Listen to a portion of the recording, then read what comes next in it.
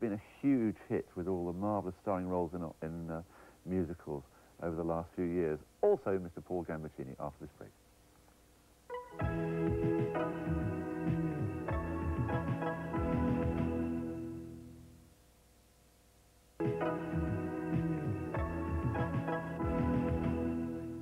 Welcome back. Colm Wilkinson will be thrilling us with his dulcet tones right after Mr. Paul Gambaccini's film preview. Good morning to you, Mr. Paul Gambaccini. Well, thank you, Mr. Very formal this morning, aren't we? A lot of respect being yes. shown here. Well, it won't last. That's okay. That's all right. Especially when you hear what I have to say about the second film. Actually, this is the type of weather that cinema exhibitors call box office poison, because most people would rather go outside in the lovely weather in the long evenings. You should take a lot of notes off our next guest, because we're lucky enough to have one of the musical world's leading voices with us this morning. Now, Colm Wilkinson, stunned theatre lovers as Judas in Jesus Christ Superstar, created the role of Shay in Evita, and was highly acclaimed for his role in Les Miserables. Later this year, he opens in Toronto as the star of Phantom of the Opera. Welcome to you, Colm Wilkinson. Thank you very much. It must be said straight away, boy, do you have an eye for a winner.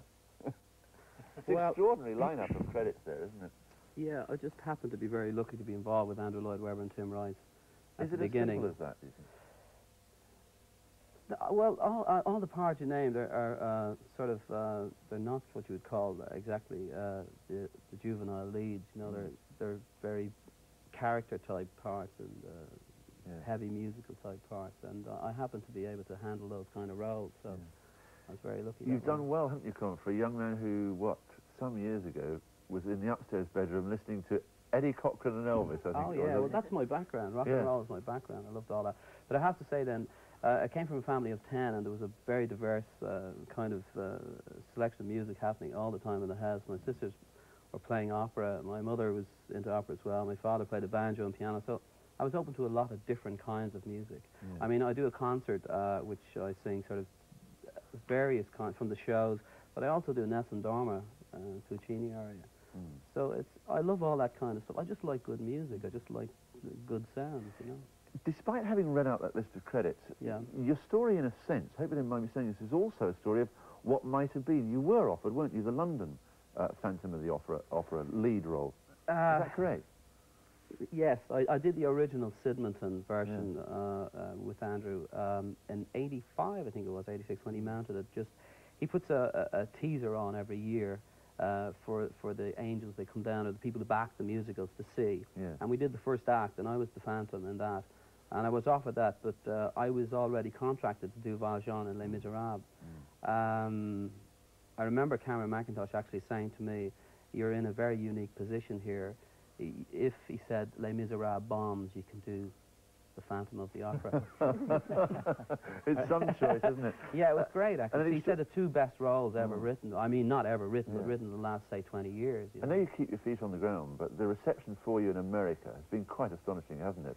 Yeah, it was very good. Do you find it a struggle not to actually change in some way when you're... No, I have 4 children, and they just... I mean, last night,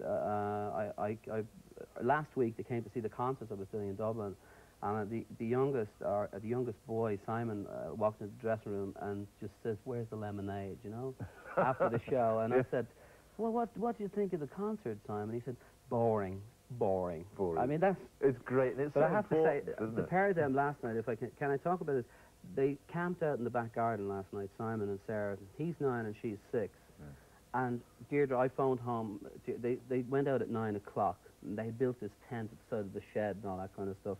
And at 11 o'clock, I phoned that they were coming in for tea and toast from the wilderness. They want it both ways. Yeah, absolutely. Yeah. Colm, we're doing a lot of chatting, but I think everybody should be reminded of your talents. And let's remind ourselves of the great classic, one of the great classics from Phantom of the Opera, Music of the Night, with Colm Wilkinson.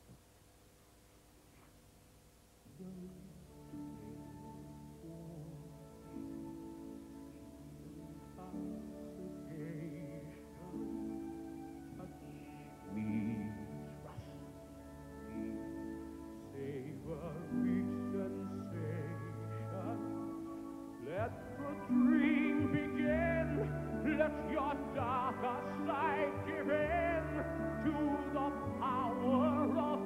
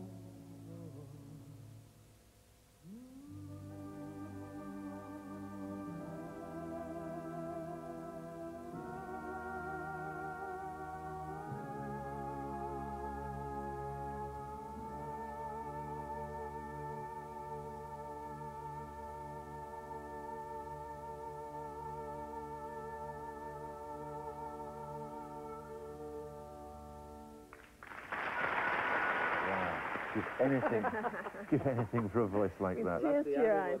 Those last three sort of lists, those last notes, I put them in myself.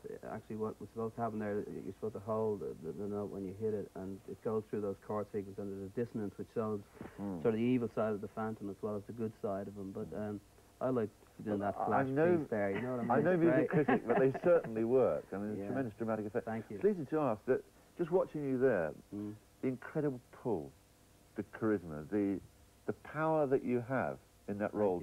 Do you find that fills you when you're on the stage? It does, actually. It's amazing. Even playing sort of things like Valjean, I think you become terribly aware of a power that you have. And I mean, when I was doing that role, the people crying in the audience, you could hear them sort of... one woman, actually, I believe, the sound desk girl told me she was wiping... She forgot to take off her glasses. She was crying so much, and she took off her cardigan. She was actually wiping her glasses instead of her eyes. She was so taken with the whole... that shows. Yeah, it was great. But all of this stuff was... sorry? I was just going to say, I think it's tremendous that music actually enables that sort of release of emotions, because so many people do keep things inside, and there's something... They can do that, yeah, in a theatre. It's just... Les Miserables, we thought initially was... The message was so... Well, it was walking the line a bit in terms of honesty, and all the social messages that it had, we thought were too close to the bone, and people would not want to hear them. But in fact, it filled the void. People actually reached out and loved the show, really loved the show so much. Mr. Ted Heath is still with us, and we know that you are not just a musical fan. I mean, you're actually very talented in a number of ways musically, aren't you? What do you think of Colm's voice? I think it's tremendous. Do you enjoy vocal music as well as concert? Immensely, yes. Because really, in some ways, I started music as a pianist and as a chorister and treble soloist.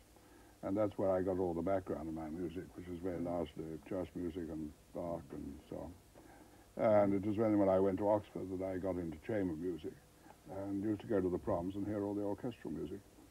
And I've done a great deal of choral conducting, so I appreciate it very much. I can't say that I've been to see the shows because I can never get tickets. But, say that a little loud and we might be able to sort something out. I'm going to give you a copy of my album then, Mr. Heath, before I go. That's all on here, on this Stage Heroes album. Stage Heroes. I must say that's very kind. I'll send you one of my CDs. No, I was going to sell this to you originally, but seeing as how you've been so complimentary, I'll give it to you. We'll send you both the script of the show. It's number 27, actually. Having heard that you started off with the voice, I'm afraid we haven't got an example of you singing, but we have got a little bit of you tinkling the ivories. Oh, really? A touch of Chopin, I think. Let's listen to this. And Colm, Stage Heroes could be a definition of you right now. Yeah. How many millions of pounds in takings in Toronto for Phantom of the Opera? There's a 20 million advance now. We reckon we'll open to a 35 million advance. But you signed your contract too early. Unfortunately, before I heard about that, yeah. When does but I'm not. No, I'm happy, and I know I'm plugging this album like now, but I just want to say that the reason why we did this up front was because I know I'm going to be locked in for 9 months to a year, and it's great to have something like this outside with a life of its own. Besides, once you're on stage, that's it, you know. So I have this in the street. It's basically a compilation of classics from great music. Oh yeah, from that's Man of La Mancha, Chess, West Side Story, The Phantom of the Opera, etc. Camelot. The only thing it hasn't got is MacArthur's Park, as I was I'm telling going you. to do that. I swear, I'm going to do that for you. Well, good luck to you, Colm. Thank you very Not much. that you How many need it. million did you say it was? What? In advance, the show? 20 million? 20 million at the moment, yeah. How do we siphon some of that into Salisbury? You come to Dublin and conduct We will save Salisbury Cathedral by hook or by crook. Okay. And the Rose Theatre. Thanks for joining us, Mr. Heath. Pleasure to meet you. And you, of course, Thank you, Mike. Thank you, Kathy. And Gambaccini, the two-sided Gambaccini is a good and bad.